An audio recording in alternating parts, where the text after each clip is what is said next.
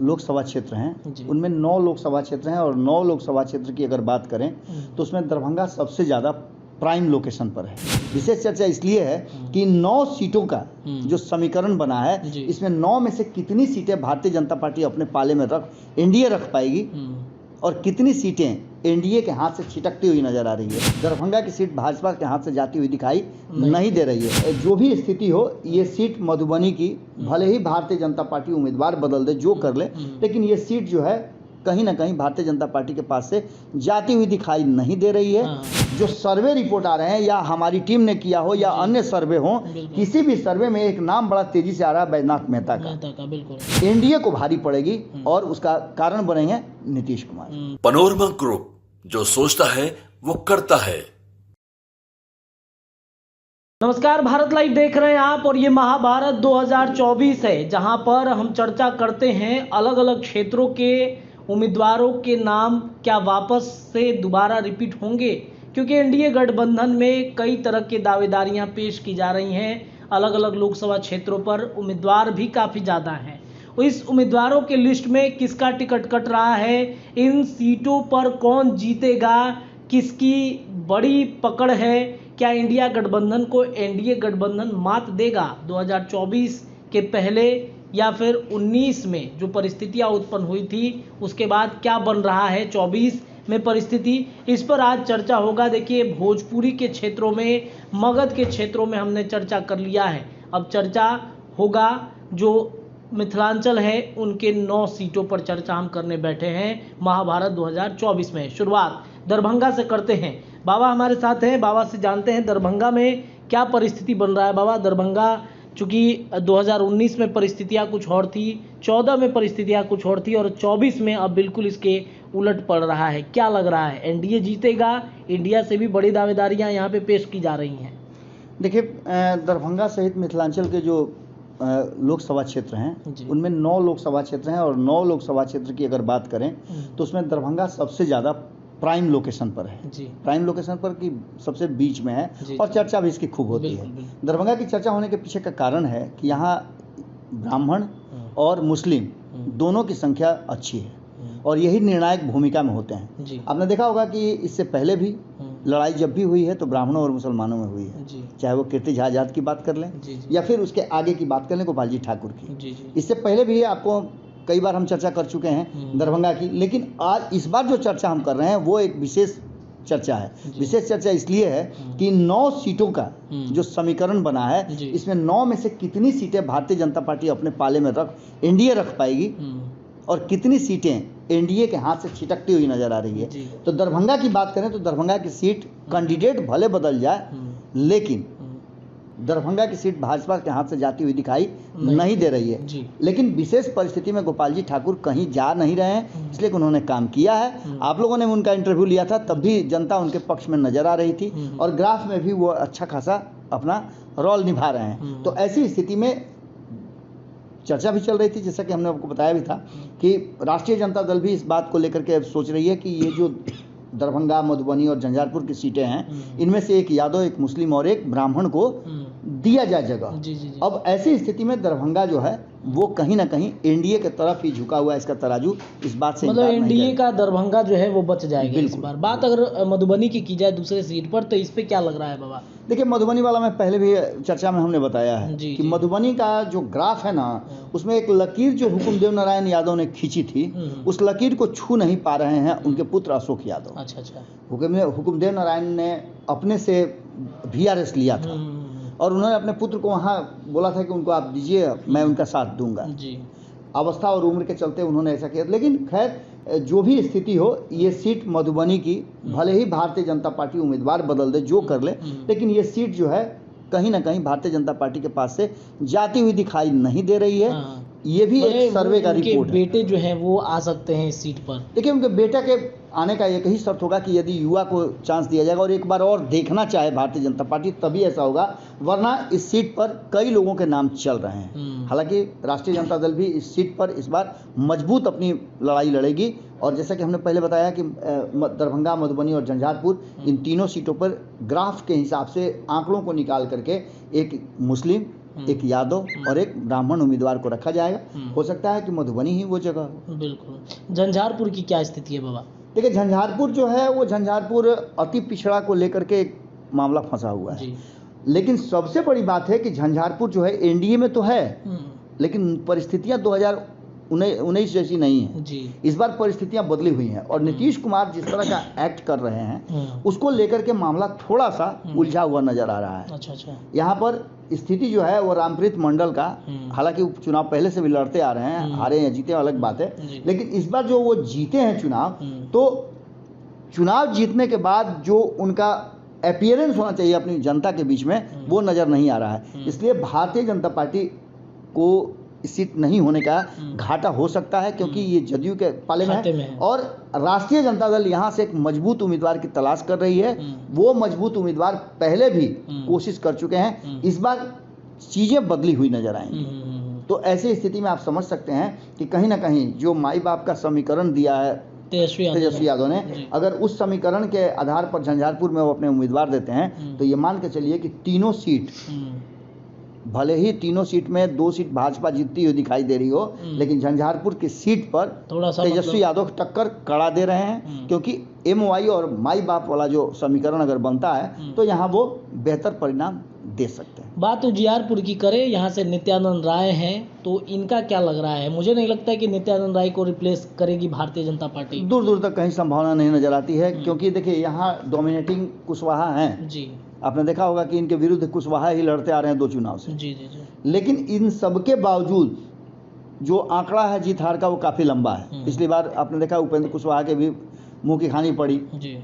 तो ऐसी स्थिति में उजियारपुर में बहुत कुछ होने नहीं जा रहा है। भारतीय जनता पार्टी के पास ये सीट है और भारतीय जनता पार्टी अपनी सीट बचाने में सफल होगी। बात सुपौल की करें, ये भी काफ़ी मतलब चर्चा का केंद्र अभी वर्तमान में बिहार के लोकसभा सीटों पर बना हुआ है। तो सुपौल में क्या लग रहा है, दिलेश्वर कामत वापस करेंगे या फिर एनडीए गठबंधन कोई और सीट ले जाएगा? ये देखिए, सुपौल की जब चर्चा होती है ना, तो इस चर्चा में आपको रंजीता रंजन को याद रखना होगा। रंजीता रंजन इसलिए याद रखना होगा कि रंजीता रंजन ने पत्थर पे दूब खिलाया था जब खूब जम करके चर्चा चल रही थी कि भारतीय जनता पार्टी और नरेंद्र मोदी का ऑरा था उस बीच में सीट जीत करके कहीं ना कहीं रंजीता रंजन ने कांग्रेस और महागठबंधन की प्रतिष्ठा बचाई थी। जी। ऐसी स्थिति में रंजीता रंजन तो कहा, अभी भी कहा जा रहा है कि रंजीता रंजन चुनाव लड़ सकते हैं, लेकिन संभव नहीं लगता है। वो राज्यसभा गई हैं, उनके पुत्र का नाम इसमें आ रहा है। लेकिन इन सब बातों के बाद जो सर्वे रिपोर्ट आ रहे हैं, या हमारी टीम ने किया हो या अन्य सर्वे हो, किसी भी सर्वे में एक नाम बड़ा तेजी से आ रहा है, बैजनाथ मेहता का। बिल्कुल, बैजनाथ मेहता हर पार्टी की पहली पसंद है। जो आंकड़े वहाँ के ग्राफ बता रहे हैं, जो सर्वे रिपोर्ट हैं अलग अलग राजनीतिक दल के या निजी चैनलों के, वो सारे कहीं ना कहीं एक नंबर का स्थान बैजनाथ मेहता को दे रहे हैं। तो ऐसी स्थिति में दिलेश्वर कामत को अगर टिकट मिलता भी है तो बैजनाथ मेहता भारी पड़ते दिखाई दे रहे हैं। बैजनाथ मेहता किस टिकट से लड़ेंगे? अभी तो वर्तमान परिस्थिति में वो एनडीए का हिस्सा है। जी। तो एनडीए का हिस्सा है, तो अभी तो उपेंद्र कुशवाहा जो अपने लिए 3 सीटें मांग रहे हैं उसमें से सुपौल एगो है ही। जी। कम से कम जो 3 सीट उनको चाहिए उसमें से है। दूसरा, उन्हीं के समाज से आते हैं और उपेंद्र कुशवाहा ने ये कसम भी इस बार खा लिया है कि वो अपने समाज के लोगों को मेन फ्रेम में ले आएंगे। इसका भी एक है। तो ऐसी स्थिति में नज़र यही आ रहा है कि नीतीश कुमार को या तो ये सीट छोड़नी पड़ेगी, या फिर अगर नहीं छोड़े, जो बात हम लगातार कर रहे हैं कि अगर मोदी ने थोड़ा सा भी इधर उधर भटका वो मोदी में हुआ तो नीतीश बड़ा खेल कर देंगे। तो वो खेल यही है कि ये सीट लूज कर सकती है एनडीए अगर सही कैंडिडेट को नहीं दिया गया तो। क्योंकि दिलेश्वर कामत का जो वहाँ का ग्राफ है आप लोगों ने दिखाया भी था, जनता उनसे काफ़ी नाराज है और ये नाराजगी भारतीय जनता पार्टी को, एनडीए को भारी पड़ेगी और उसका कारण बनेंगे नीतीश कुमार। बात मधेपुरा की जाए तो यहाँ पर क्या लग रहा है? मधेपुरा सीट जब बात आती है तो पप्पू यादव का नाम सबसे ट्रेंडिंग में चला जाता है। क्या लग रहा है मधेपुरा? देखिए, यादव डोमिनेटिंग ये सीट है। आपको पता ही है कि एक कहावत भी कही जाती है कि रोम जो है वो पोप का है और मधेपुरा गोप का है। ये शरद यादव से लेकर के लालू प्रसाद तक सब ने इस सीट पर अपनी हिसाब से अपना वर्चस्व बनाने की कोशिश की है। पप्पू यादव भी उसी के मोहरा हैं। पप्पू यादव को भी लालू प्रसाद ने इसीलिए भेजा था कि शरद यादव को वहाँ हराया जाए, क्योंकि शरद यादव तब जदयू में हुआ करते थे। फिर शरद यादव को दिलेश्वर कामत के जगह पर उनको दिया गया। तो माफ कीजिएगा दिनेश चंद्र यादव के जगह पर दिया गया, तो शरद यादव यहाँ हारे। इस बार ग्राफ दूसरे तरह का था।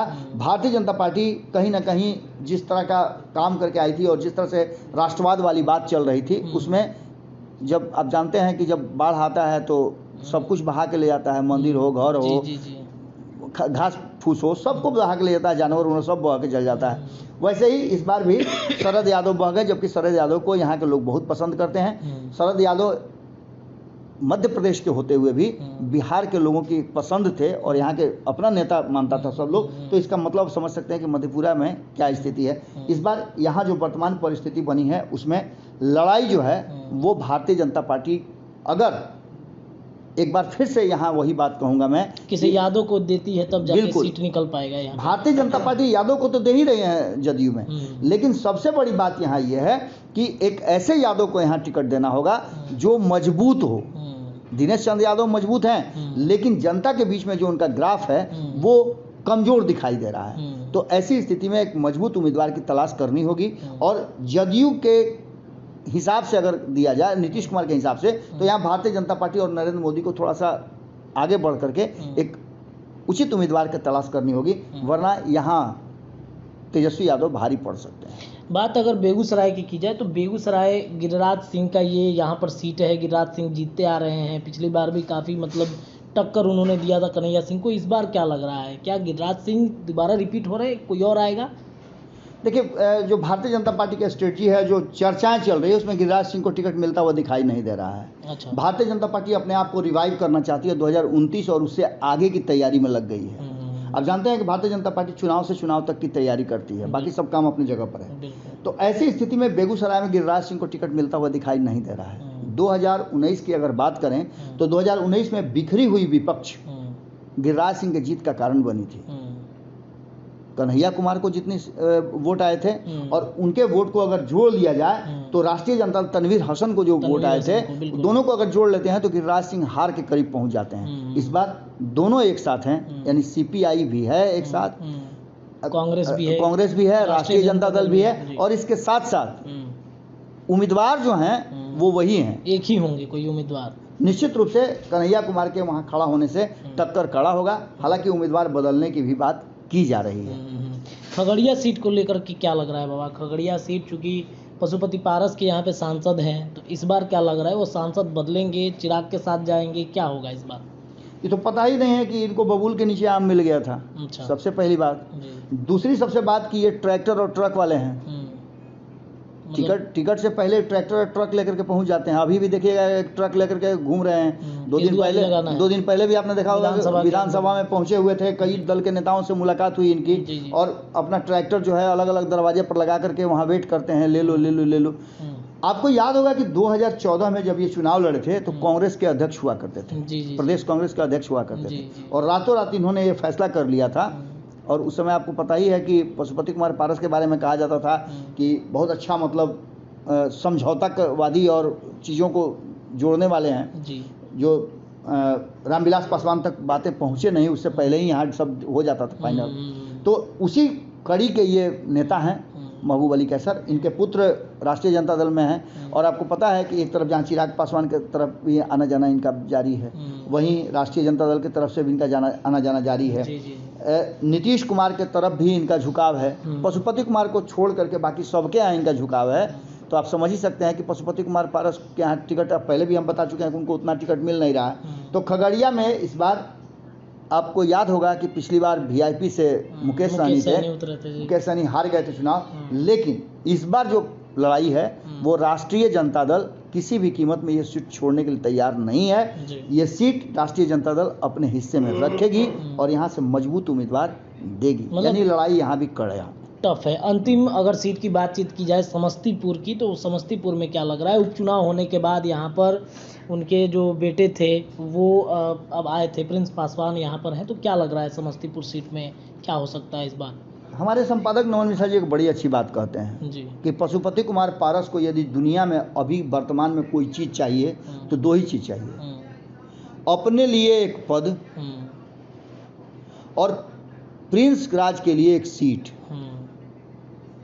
क्योंकि अगर दोनों उनके पास नहीं मिलता है या प्रिंस राज का किसी तरह से टिकट कटता है तो ये बात आप मान लीजिए कि चाचा का जो पदवी है वो हमेशा के लिए समाप्त हो जाए। एक भतीजा के साथ तो कर ही दिए, जी जी, दूसरे भतीजा के साथ वो नहीं करना चाहते हैं। यही कारण है कि वो बार बार आप देखिएगा कि जब हम खबर कर रहे हैं उसी बीच में प्रधानमंत्री नरेंद्र मोदी का चल रहा था कार्यक्रम, औरंगाबाद में ले करके पहुंचे थे प्रिंस पासवान को, और अपने तो साइड में बैठे हुए थे, उनको ठीक पीछे बैठा हुए थे कि फोटो में नरेंद्र मोदी के साथ आए, फ्रेम में रहें। तो आप समझ सकते हैं कि यहाँ भरसक प्रयास रहेगा कि प्रिंस पासवान को चुनाव लड़ाया जाए। लेकिन यहाँ 2-3 बातें बहुत महत्वपूर्ण है। प्रिंस को किस पार्टी से लड़ाया जाएगा?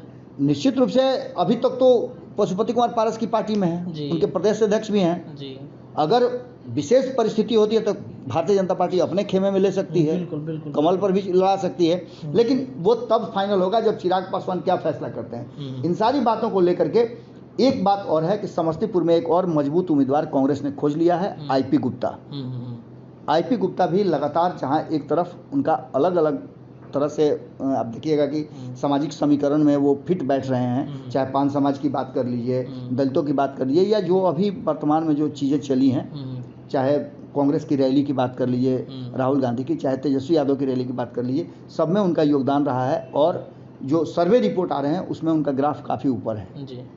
दलित समाज के ये एक ऐसे वर्ग से आते हैं जहाँ बहुत ज़्यादा इनके समाज के लोग इनके साथ जुड़े हुए हैं, तो ऐसी स्थिति में एक यहाँ भी टक्कर जबरदस्त हो सकता है। सबसे बड़ी बात यह है कि 9 सीटों का हमने जो जिक्र किया उसमें से भारतीय जनता पार्टी की जो सीटें हैं वो भारतीय जनता पार्टी के पाले में आती हुई दिखाई दे रही हैं, लेकिन जदयू और लोक जनशक्ति पार्टी पशुपति कुमार पारस वाली है, उसको अगर देखते हैं तो उसमें कहीं ना कहीं एक छोटा सा लाइन जरूर खींचा हुआ नजर आता है, जहां शक की सुई खड़ी रहती है कि ये सीट जीत भी सकते हैं, हार भी सकते हैं। देखिए, तो 9 सीटों का हमने आपको सर्वे करके बता दिया है कि क्या हो रहा है महाभारत 2024 में, कितने सीटों पर एनडीए गठबंधन मजबूत है और कितने सीटों पर जो उम्मीदवार हैं रिप्लेस होंगे, नए उम्मीदवारों को खड़ा किया जाएगा।